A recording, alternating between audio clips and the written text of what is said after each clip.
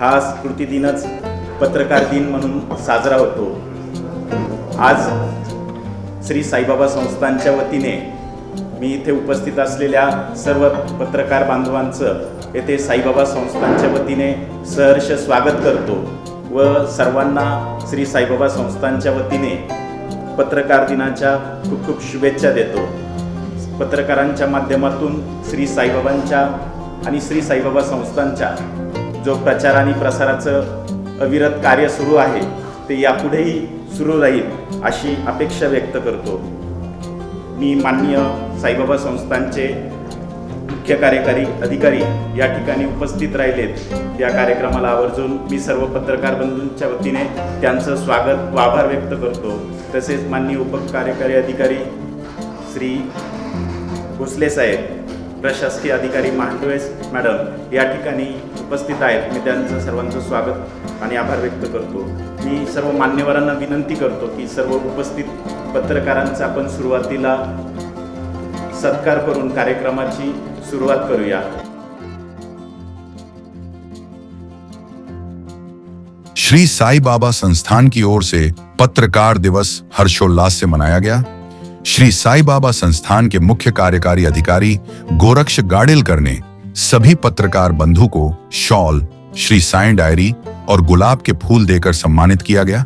इस अवसर पर उप मुख्य कार्यकारी अधिकारी संदीप कुमार भोसले, प्रशासनिक अधिकारी प्रज्ञा महांडुले सिनारे, जनसंपर्क अधिकारी तुषार शेलके, रक्षा अधिकारी रोहिदास माली, अधीक्षक प्रवीण मिरजकर और सभी कर्मचारी उपस्थित थे।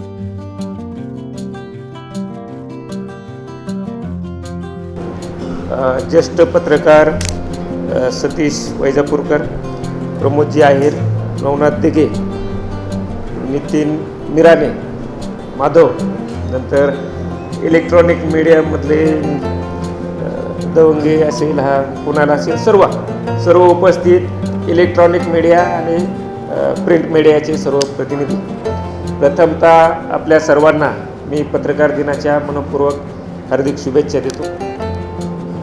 6 जानेवारी 1832 दर्पणकार बाळशास्त्री जांभेकर यांनी मराठीतलं पहिलं वृत्तपत्र जे आहे दर्पण सुरू केलं।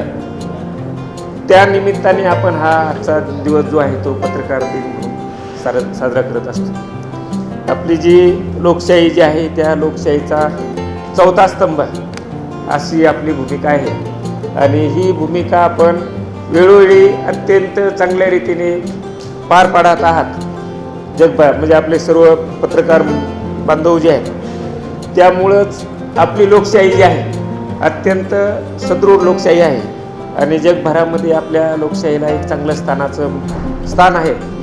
याचं महत्त्वाचं कारण म्हणजे जे वेगवेगळे स्तंभ जे आहेत आपापली भूमिका पार पाडतातच, त्यासोबत आपण आपली पत्रकार म्हणून आपली भूमिका आपण अत्यंत चांगल्या रीतीने पार पाडता। त्यामुळं मी प्रथमतः आपल्या सर्वांचं या ठिकाणी मनपूर्वक हार्दिक अभिनंदन करतो।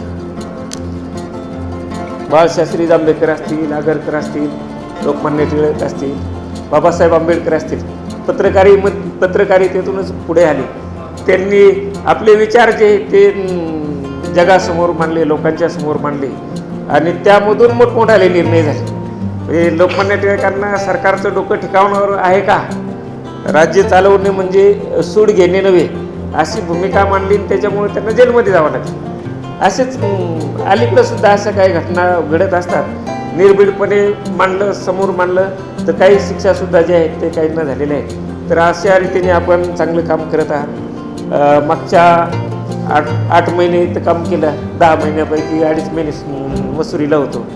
या कालावधीमध्ये आपल्यासोबत काम करण्याची संधी मिळाली.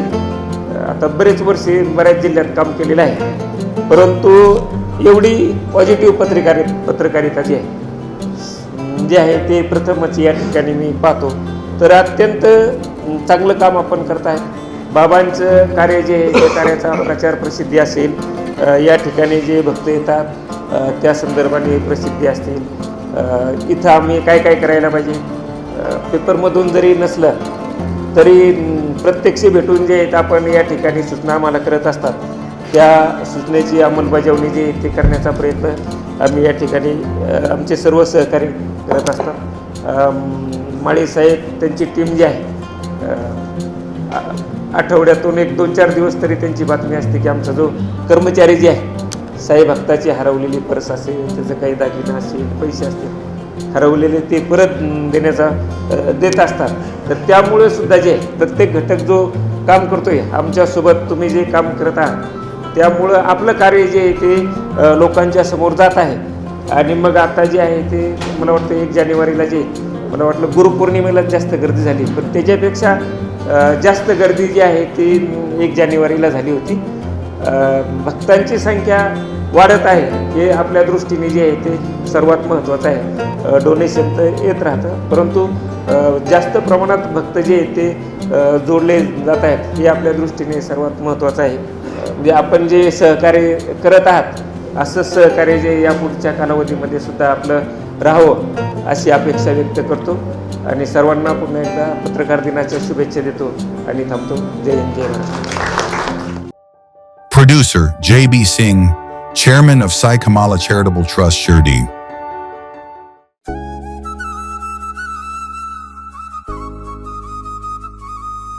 शिर्डी गॅझेटियर. श्री साईबाबा आगमन ते समाधी शताब्दीपर्यंत संपूर्ण माहिती. ही काल्पनिक कादंबरी नाही किंवा साईबाबांचे प्रदीर्घ असे चरित्रही नाही.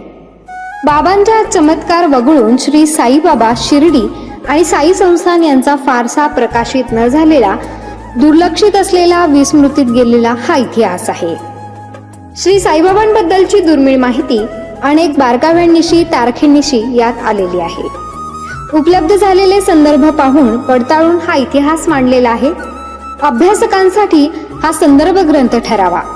विशेष म्हणजे साईबाबांच्या जीवनावर असलेले हे पहिलेच मल्टीमीडिया पुस्तक आहे. शिर्डी गॅझेटियर पुस्तक मिळवण्यासाठी व अधिक माहितीसाठी 99 22 44 43 08 या मोबाईलवरती संपर्क करावा.